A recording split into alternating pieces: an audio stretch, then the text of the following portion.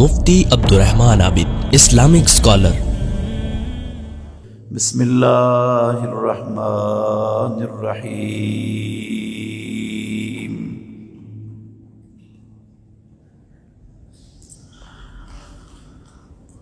للرجال نصیب مما ترک الوالدان والاقربون وللنساء نصیب مما ترک الوالدان والاقربون مما قل منه او کثر نصیبا مفروضا۔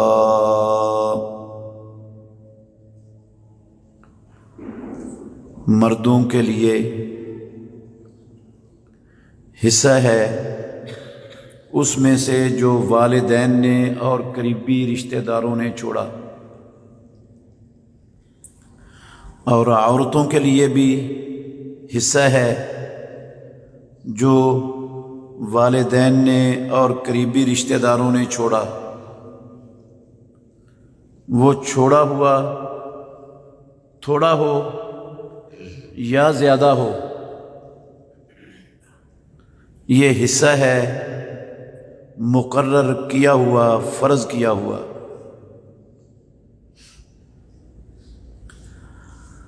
ہر قسم کی حمد و ثنا اللہ مالک العلام، اللہ وحدہ لا شریک کی ذات اقدس کے لیے،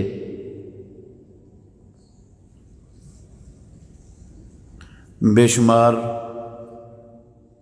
درود و سلام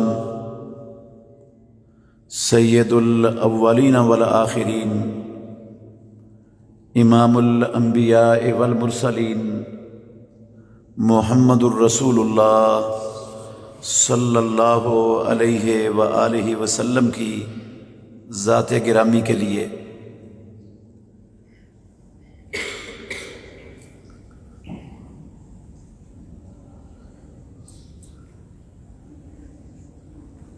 عزیز بھائیو، سورہ نساء کی 7 نمبر آیت اور اس کا ترجمہ ابھی آپ کے سامنے پڑھا گیا ہے۔ اللہ مالک الملک نے اس آیت کریمہ میں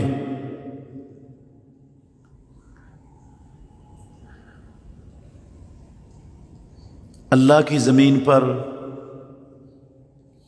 انسانوں میں سے خواتین پر جو جاہلیت کے اندر زیادتی ہوتی تھی، ظلم ہوتا تھا، اس ظلم کو اور اس زیادتی کو ہمیشہ کے لیے اس آیت کو نازل کر کے ختم کر دیا، مٹا دیا، بند کر دیا۔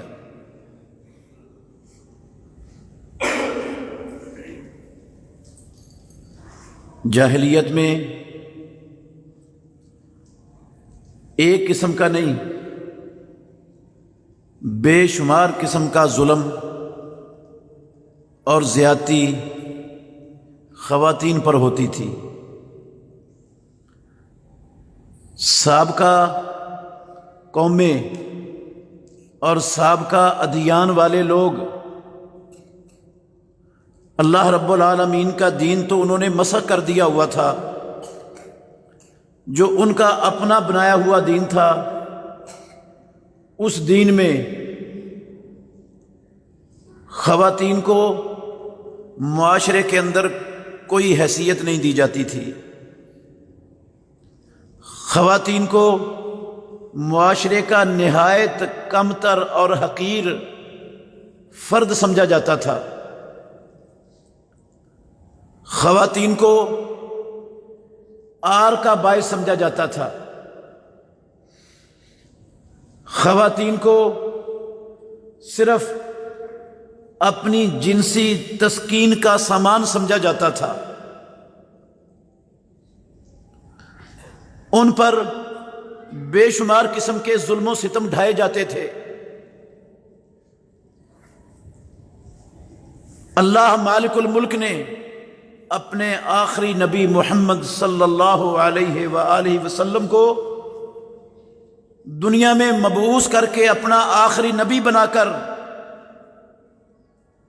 جو دین اسلام آپ پر نازل فرمایا اور مکمل دین محمد الرسول اللہ صلی اللہ علیہ وسلم کو عطا کر دیا اور اعلان کر دیا کہ محمد صلی اللہ علیہ وسلم اللہ کے آخری نبی ہیں، آپ کے بعد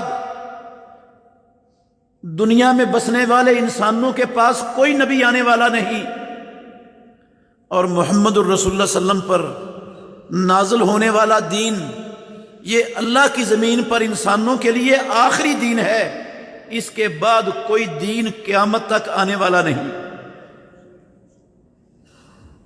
اس دین میں اللہ رب العالمین نے خواتین پر ہونے والے مختلف قسموں کے ظلموں کا ہمیشہ کے لیے خاتمہ کیا۔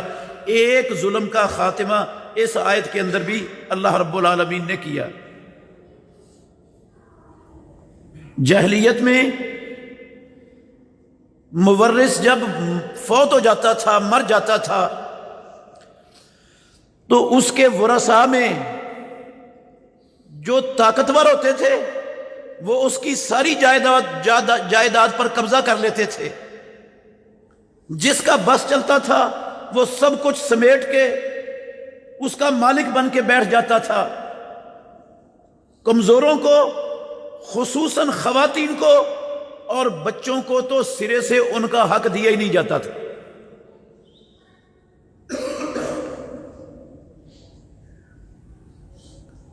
اللہ رب العالمین نے فرمایا وَلِلنِّسَاءِ نَصِيبٌ مِّمَّا تَرَكَ الْوَالِدَانِ وَالْأَقْرَبُونَ۔ صرف یہ وراثت کا حق نہیں،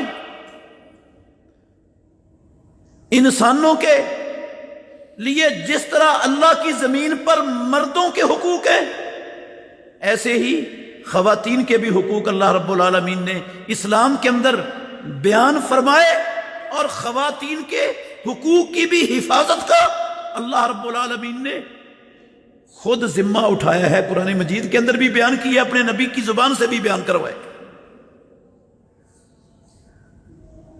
وَلَهُنَّ مِثْلُ الَّذِي عَلَيْهِنَّ بِالْمَعْرُوفِ۔ مردوں کے بھی حقوق ہیں، عورتوں کے بھی حقوق ہیں، سب کے حقوق ہیں۔ ہر ایک کو اپنے اپنے حق ادا کرنے کا پابند بنایا ہے رب العالمین نے۔ کسی کی حق تلفی کی اسلام کے اندر کسی طاقتور کو، کسی بڑے کو قطعاً اجازت نہیں دی۔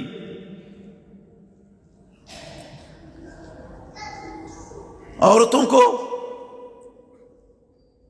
بہت سے قبائل تھے عربوں میں، دنیا میں ان کی پیدائش کو آر کا باعث سمجھتے تھے، اور بچیوں کو پیدا ہوتے ہی زندہ اس کو دفن کر دیا کرتے تھے۔ اذا بشر احدهم بالانثى ظل وجهه مسودا وهو كظيم۔ اللہ کہتے ہیں جب کسی کو بشارت دی جاتی تھی اللہ نے آپ کو بیٹی عطا کی ہے، آپ کے گھر میں رب نے بیٹی کی نعمت دی ہے، تو اس کا چہرہ سیاہ ہو جاتا اور وہ غصے سے بھرا ہوا ہوتا، لوگوں سے منہ چھپاتا پھرتا کہ آر اور ذلت پر اس بچی کو میں اپنے گھر میں پرورش پانے دوں یا اس کو زندہ دفن کر دوں، زندہ درگور کر دوں زمین میں۔ جاہلیت میں زندہ رہنے کا حق نہیں تھا خواتین کو اللہ کی زمین پر۔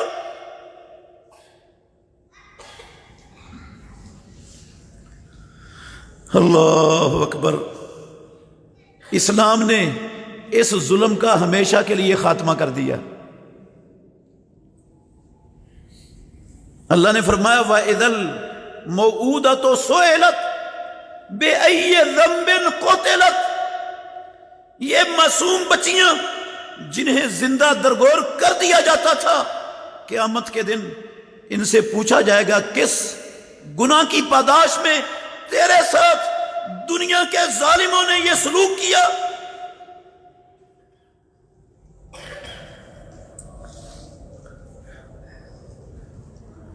عورت کو پرورش کا حق اسلام نے دیا، پرورش کا۔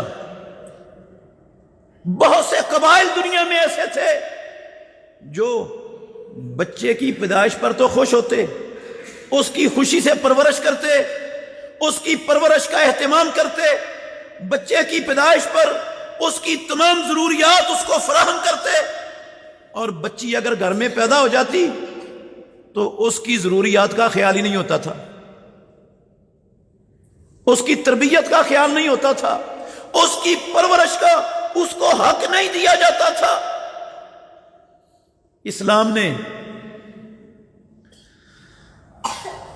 بچیوں کی پرورش کا حق، عورتوں کی پرورش کا حق ابتدا سے اسلام نے عورتوں کو عطا کیا۔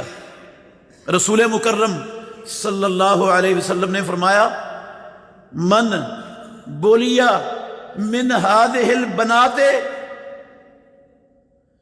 جس کو رب العالمین نے دنیا کی زندگی میں یہ بیٹیاں عطا کی، اس نے ان کو پالا، ان کی پرورش کی، کنہ لہو سترم من النار۔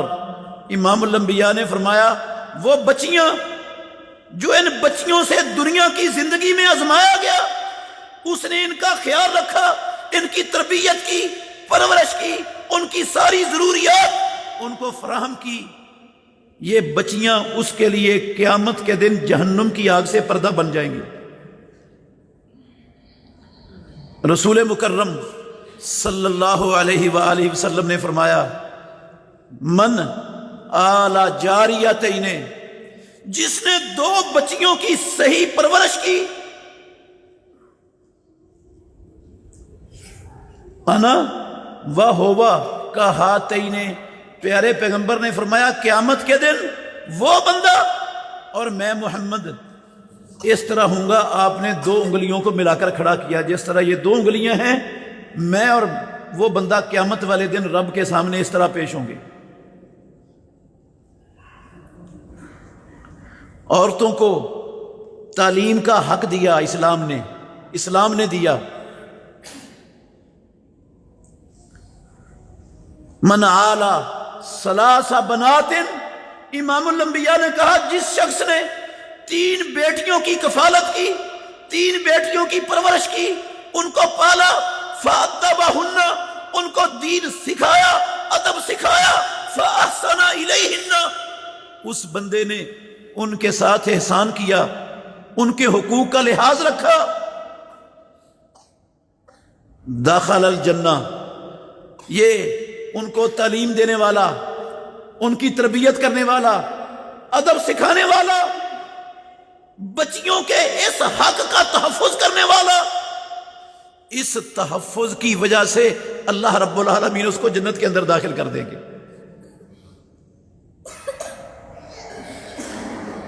وراثت نہیں دی جاتی تھی، رب العالمین نے خواتین کے لیے وراثت کے حق کو محفوظ کر دیا، ماں کو حق دیا، بیٹیوں کو حق دیا، بہنوں کو حق دیا، چھوٹے بچوں کو بھی حق دیا، بچیوں کو بھی حق دیا۔ عورتوں کو لوگ جاہلیت میں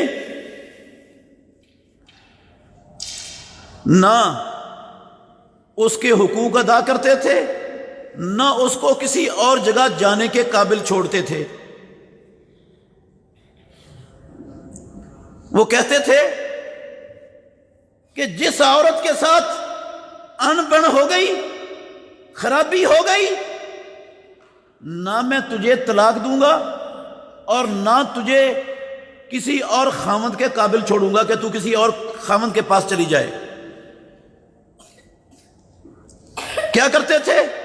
عورت کو طلاق دے دی، جب عدت اس کی مکمل ہونے لگی تو پھر رجوع کر لیا 1 دن کے لیے، رجوع کرنے کے بعد پھر اس کو طلاق دے دی، پھر لٹک گئی 3 مہینوں کے لیے، پھر جب عدت ختم ہونے لگی پھر اس کو رجوع کر لیا۔ اس طرح ساری زندگی عورتوں کو لٹکاتے تھے، ان پر ظلم کرتے تھے، ظلم کی چکی میں پیستے تھے، اسلام نے آ کر اس ظلم کا دروازہ بھی ہمیشہ کے لیے بند کر دیا اور کہہ دیا الطلاق مرتان، اسلام میں 2 مرتبہ صرف طلاق کا حق ہے، 2 مرتبہ طلاق دے کے سلو ہو سکتی ہے، رجوع ہو سکتا ہے۔ یہ جو عورت کو ہمیشہ کے لیے معلق رکھنا، لٹکائے رکھنا، اس کی زندگی کو جہنم بنا دینا، ان پر ظلم و ستم، اللہ کا دین اسلام اس کو گوارا اور برداشت نہیں کرتا۔ فَإِن طَلَّقَهَا فَلَا تَحِلُّ لَهُ مِن بَعْدُ، اگر زندگی میں 2 مرتبہ طلاق دے کر سلو کر لیتا ہے، پھر تیسری مرتبہ طلاق کہتا ہے، پھر حرام، ختم۔ اب ظلم کی گنجائش نہیں، زیادتی کی گنجائش ختم ہو گئی۔ پھر وہ کیا کرتے تھے؟ لڑائی جھگڑا ہوتا بیوی کے ساتھ، اس کو کہہ دیتے تو تو میری ماں جیسی ہے، اور یہ زہار کر کے ہمیشہ کے لیے اس عورت کو اسی طرح معلق کر دیتے تھے، نہ وہ کسی اور جگہ پر نکاح کر سکتے تھے، نہ یہ اس کے قریب جاتا تھا۔ یہ بھی عورت پر ظلم تھا۔ اسلام نے سورہ مجادلہ کی ابتدائی آیتیں نازل کر کے اس ظلم کا بھی ہمیشہ کے لیے خاتمہ کر دیا، اور جو مقام، جو عزت، جو حقوق اللہ نے اپنے دین میں دنیا میں بسنے والی خواتین کو عطا کیے ہیں، میں اللہ کے گھر میں کھڑا ہو کے ذمہ داری سے کہہ سکتا ہوں، پوری دنیا کی تاریخ میں کسی مذہب، کسی دین، کسی دستور کے اندر ایسے شاندار حقوق نہ کوئی دے سکا ہے، اور نہ کوئی قیامت تک ایسا دستور آ سکتا ہے جو ایسے حقوق عورتوں کو دے سکے جیسے اسلام نے عطا کر دیے۔ دنیا کی تاریخ میں اس کی مثال نہیں۔